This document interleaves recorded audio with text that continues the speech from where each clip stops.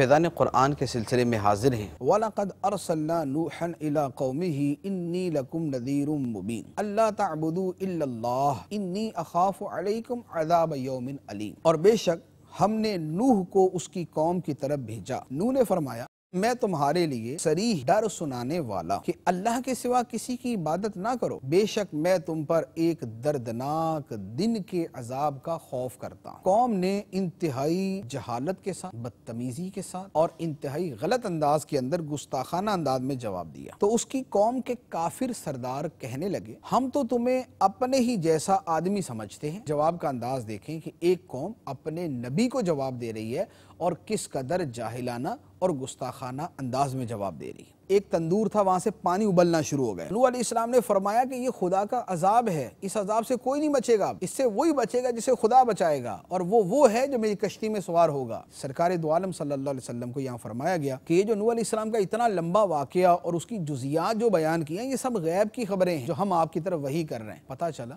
کہ قرآن کے ذریعے اللہ تعالیٰ نے غیب کا علم اپنے نبی علیہ السلام کو عطا فرمایا۔